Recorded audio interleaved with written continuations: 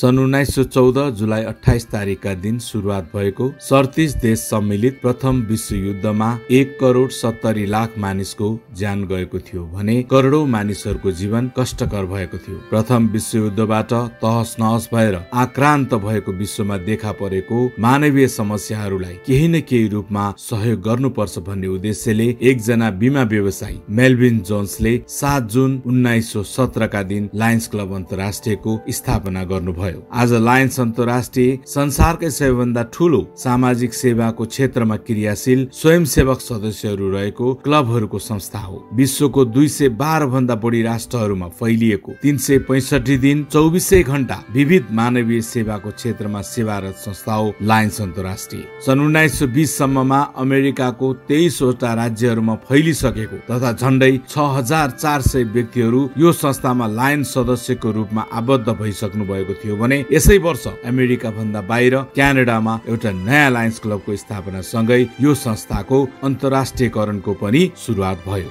27 जुन सन् 1880 मा जन्मिएर 19 महिनाको शिशुकालमै आफ्नो श्रवण र दृष्टि गुमाएकी हेलन एडम्स केलर लायन्स अन्तर्राष्ट्रियमा एक सम्मानित नाम हो, जो अमेरिकी लेखक, अपाङ्गता अधिकारका एडभोकेट, राजनैतिक कार्यकर्ता तथा लेक्चरर हुनुहुन्थ्यो। उनले सन् 1925 मा अमेरिकाको ओहायोमा भएको लायन्स अन्तर्राष्ट्रियको 9औं अन्तर्राष्ट्रिय महाधिवेशनमा सम्बोधन गर्दै लायन्सहरूलाई अन्धोपनको विरुद्धमा क्रियाशील हुन उत्प्रेरित र आह्वान गर्नुभयो। सोही आह्वानलाई लायन्स अन्तर्राष्ट्रियले आत्मसात गरी करोडौं दृष्टिविहीनहरूलाई ज्योति प्रदान गर्न सफल भएको छ। नेपालमा पनि आँखाको क्षेत्रमा काम गर्ने संस्थाको रूपमा आम सर्वसाधारणले लायन्स अन्तर्राष्ट्रियलाई चिन्दछ। 24 अक्टोबर सन् 1945 मा गठन भएको संयुक्त राष्ट्र संघको लागि गैर सरकारी संस्था वडापत्र लेख्ने सहयोग गर्न लायन्स अन्तर्राष्ट्रियलाई अनुरोध गरिएको थियो। संयुक्त राष्ट्र संघको स्थापना कालदेखि नै आजसम्म निरन्तर परामर्शदाता गैर सरकारी संस्थाको रूपमा लायन्स अन्तर्राष्ट्रियले सहकार्य गर्दै आइरहेको छ। लायन्स अन्तर्राष्ट्रियले युवाहरूमा पनि सेवाको माध्यमबाट नेतृत्व क्षमता बढाउन तथा अवसरहरू सृजना गर्न युथ प्रोजेक्टको रूपमा लियो क्लबको अवधारणा अगाडि सारेर सन् 1957 मा सुरुवात भएर आज नेपाल लगायत विश्वभरि नै युवाहरूलाई लियो क्लबहरूमा आबद्ध गरेर सेवाको माध्यमबाट नेतृत्व र व्यक्तित्व विकासमा लायन्स अन्तर्राष्ट्रिय लागि परेको छ। लायन्स क्लबहरू मार्फत समुदायमा सेवा पुर्याउने उद्देश्यले सन् 1968 मा लायन्स क्लब अन्तर्राष्ट्रिय फाउन्डेसनको गठन भयो। यो संसारकै सबैभन्दा ठूलो गुठी मध्येको एक गुठी हो, जसले आजसम्म विविध प्रकारको सेवामा 1,63,67,68,78,00,000 रुपैयाँ सहयोग पुर्याइसकेको छ। वातावरण, मधुमेह, बालबालिकाको क्यान्सर, आँखा उपचार, मानवीय सेवा र आपतकालीन सेवा लगायत विविध क्षेत्रमा यस कोषको माध्यमबाट सहयोग पुर्याइरहेको छ। गत 1 वर्षमा मात्रै यस कोषमा विश्वभरिबाट 10,79,79,30,520 रुपैयाँ संकलन गरिएको थियो भने 6,31,20,67,496 रुपैयाँ सहयोग वितरण गर्न सफल भएको थियो। नेपाल लगायत इसामे फोरममा आबद्ध 14 देशबाट मात्रै करिब 1,08,94,95,184 रुपैयाँ संकलन गरेर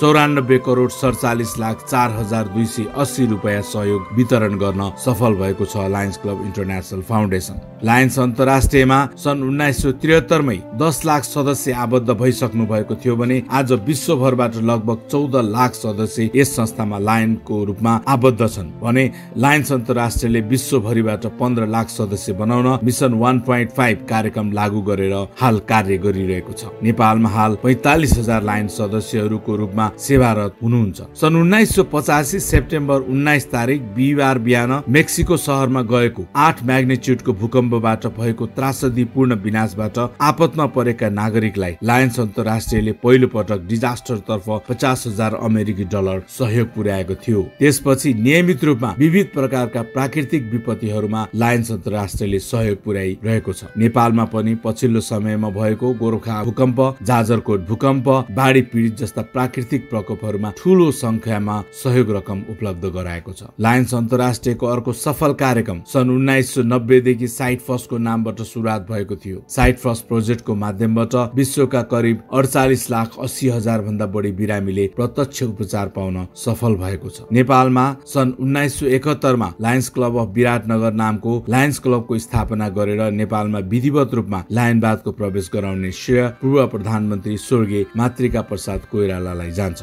तत्कालीन समयमा भारतको बिहार राज्यमा रहेको डिस्ट्रिक्ट 322A अन्तर्गत नेपालमा क्रियाशील लायन क्लबहरू मध्ये काठमाडौँ लायन्स क्लबका सदस्य डाक्टर अञ्जनी कुमार शर्मा सरले सन् 1976-1977 मा पहिलो नेपाली गभर्नरको रूपमा भारतका लायन्स क्लबहरूलाई समेत नेतृत्व प्रदान गर्ने अवसर प्राप्त गर्नुभएको थियो। त्यसपछि पुनर्गठित डिस्ट्रिक्ट 322E मा नेपालका लायन्स क्लबहरू क्रियाशील भएकै समयमा सन् 1981-1982 मा प्रस्तावित अस्थायी डिस्ट्रिक्ट 325 नेपालको डिस्ट्रिक्ट गभर्नरको रूपमा काठमाडौँ लायन्स क्लबकै सदस्य सत्यनारायण राठी सरले डिस्ट्रिक्ट गभर्नरको रूपमा नेतृत्व प्रदान गर्नुभयो भने 1987-1988 मा संस्थागत भएको फुल डिस्ट्रिक्ट 325 नेपालको पहिलो गभर्नरको रूपमा ठाकुर हीरा सिंहले नेतृत्व प्रदान गर्नुभयो। नेपालमा लायनवाद प्रवेश भएको 44 वर्ष पश्चात पहिलो पटक लायन सञ्जय खेतान सरले अन्तर्राष्ट्रिय निर्देशकको रूपमा सन् 2015 देखि 2017 सम्म नेतृत्व प्रदान गर्नुभयो। वीरगञ्ज लायन्स क्लबमा आबद्ध नेपालका प्रतिष्ठित व्यक्तित्व पीआईडी लायन सञ्जय खेतान नेपालको लायनवादको धरोहरको रूपमा रहनु भएको छ भने भविष्यमा सम्भवतः छिटै लायन्स अन्तर्राष्ट्रियलाई नै अन्तर्राष्ट्रिय प्रेसिडेन्टको रूपमा नेतृत्व प्रदान गर्नुहुनेछ भन्ने नेपालका लायन्सहरूले विश्वास लिएको छ। लायन वर्ष 2023 देखि 2025 सम्म दोस्रो अन्तर्राष्ट्रिय निर्देशकको रूपमा सफल भूमिका निर्वाह गरिरहनु भएको अर्को नेपाली छोरोको नाम हो बालकृष्ण बुर्लाकोटी सर। सरल, सहज र सबैका प्रिय लायन लिडरको रूपमा प्रख्याति कमाउनु भएको र मिलनसार छवि बनाउन सफल हुनुभएको अन्तर्राष्ट्रिय निर्देशक बालकृष्ण बुर्लाकोटी सर लायन्स अन्तर्राष्ट्रियमा समेत छुट्टै पहिचान राख्न सफल हुनुभएको छ। सन् 1981-1982 मा स्थापना भएको डिस्ट्रिक्ट 325 नेपालमा लायन सदस्यहरूको वृद्धिसँगै 1997-1998 मा दुईवटा डिस्ट्रिक्ट बनाउन हामी सफल भयौं। डिस्ट्रिक्ट 325A र डिस्ट्रिक्ट 325B नामक डिस्ट्रिक्टमा काठमाडौँबाट पूर्वी भेगका लायन्स क्लबहरू, डिस्ट्रिक्ट 325A नेपालमा र काठमाडौँबाट पश्चिम भेगका लायन्स क्लबहरू, डिस्ट्रिक्ट 325B नेपालमा लायन्स क्लबहरू आबद्ध भएर सेवामा जुटिरहे। समयसँगै सन् 2012-2013 मा फेरि डिस्ट्रिक्टहरू विभाजन भएर साबिक दुईवटा डिस्ट्रिक्टबाट चारवटा डिस्ट्रिक्टमा विभाजन हुन गएको थियो। डिस्ट्रिक्ट 325A विभाजन भएर डिस्ट्रिक्ट 325A1 र डिस्ट्रिक्ट 325A2 भएको थियो भने डिस्ट्रिक्ट 325B विभाजन भएर डिस्ट्रिक्ट 325B1 र डिस्ट्रिक्ट 325B2 भएको थियो। क्लबहरूको उल्लेख्य संख्यामा भएको वृद्धिसँगै नेपालमा फेरि सन् 2022-23 मा नेपालका चारवटा डिस्ट्रिक्टलाई 15वटा डिस्ट्रिक्टमा विभाजन गरिएको छ। डिस्ट्रिक्ट 325A1 बाट डिस्ट्रिक्ट 325C, डिस्ट्रिक्ट 325D र डिस्ट्रिक्ट 325E भन्ने डिस्ट्रिक्ट गठन भयो भने डिस्ट्रिक्ट 325A2 बाट डिस्ट्रिक्ट 325F, डिस्ट्रिक्ट 325G र डिस्ट्रिक्ट 325F नामक डिस्ट्रिक्ट गठन भयो। त्यसैगरी डिस्ट्रिक्ट 325B1 बाट district 325I, district 325J, district 325K, district 325L र डिस्ट्रिक्ट 325M नामक डिस्ट्रिक्ट गठन भयो भने डिस्ट्रिक्ट 325B2 बाट district 325N, district 325P, district 325R र डिस्ट्रिक्ट 325S नामक डिस्ट्रिक्ट गठन भयो। हाम्रो डिस्ट्रिक्ट 325L अन्तर्गत हाल 114वटा लायन्स क्लब तथा झण्डै 2500 सदस्य क्रियाशील रहेको छ भने 11वटा जिल्लामा विस्तारित रहेको छ। डिस्ट्रिक्ट 325L नेपालको पहिलो डिस्ट्रिक्ट गभर्नरको रूपमा मणिश्री रत्न बज्राचार्य हुनुहुन्छ भने दोस्रो गभर्नरको रूपमा परमेश्वर बराल हुनुहुन्छ। लायन वर्ष 2024-2025 मा डिस्ट्रिक्ट 325L नेपालको गभर्नरको रूपमा काठमाडौँ पीस आइज लायन्स क्लबका संस्थापक अध्यक्ष सुमन भट्टले नेतृत्व प्रदान गरिरहनु भएको छ। लिड टु एक्सिलेन्ट नाराका साथ यस वर्ष डिस्ट्रिक्ट 325L नेपाललाई नेतृत्व प्रदान गरिरहनु भएको डिस्ट्रिक्ट गभर्नर सुमन भट्टको टिममा प्रथम भाइस डिस्ट्रिक्ट गभर्नरको रूपमा एक नारायण शर्मा सर, दोस्रो भाइस डिस्ट्रिक्ट गभर्नर पदमा तारा भुसाल म्याडम, क्याबिनेट सेक्रेटरीको रूपमा प्रशान्त मानन्दर सर तथा क्याबिनेट ट्रेजररको रूपमा सुधीर शर्मा सरले साथ दिइरहनु भएको छ। यहाँहरू सबैलाई वुमेन न्यू भोइस सिम्पोजियममा हार्दिक स्वागत गर्दछौँ। धन्यवाद।